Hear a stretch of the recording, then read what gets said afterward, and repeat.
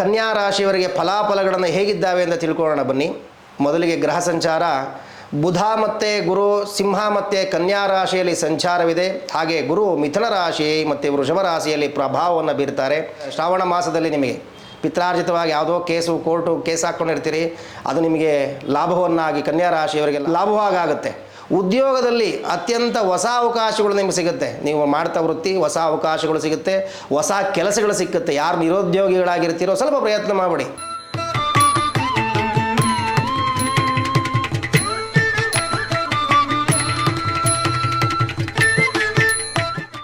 ಶ್ರೀ ಗುರುಭ್ಯೋ ನಮಃ.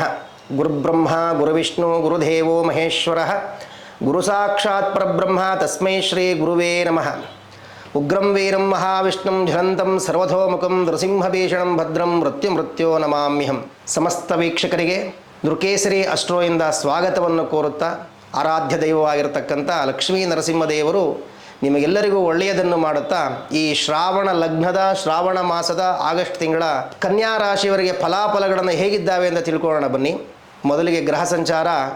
ಬುಧ ಮತ್ತು ಗುರು ಸಿಂಹ ಮತ್ತು ಕನ್ಯಾ ರಾಶಿಯಲ್ಲಿ ಸಂಚಾರವಿದೆ. ಹಾಗೆ ಗುರು ಮಿಥುನ ರಾಶಿ ಮತ್ತು ವೃಷಭ ರಾಶಿಯಲ್ಲಿ ಪ್ರಭಾವವನ್ನು ಬೀರ್ತಾರೆ.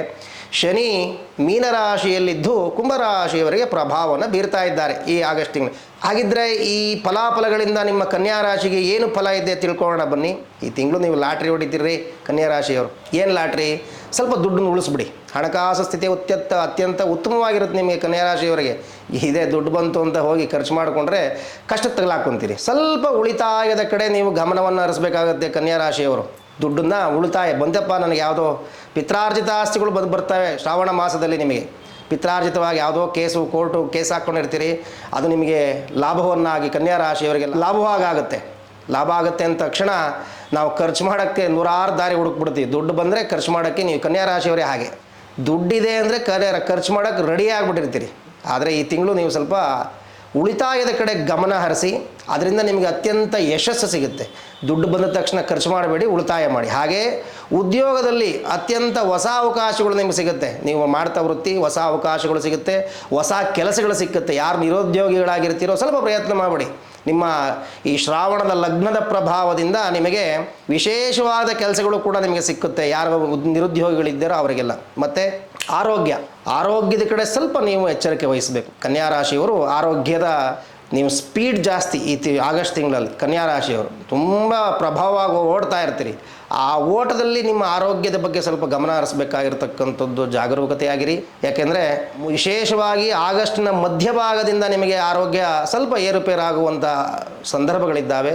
ಹಾಗಾಗಿ ಆರೋಗ್ಯದ ಬಗ್ಗೆ ಸ್ವಲ್ಪ ಗಮನ ಹರಿಸಿ, ಧನಾತ್ಮಕವಾಗಿ ಮತ್ತು ಋಣಾತ್ಮಕವಾಗಿ ಚಿಂತನೆಯನ್ನು ಮಾಡಿ. ಧನಾತ್ಮಕ ಅಂತಂದ್ರೇನು?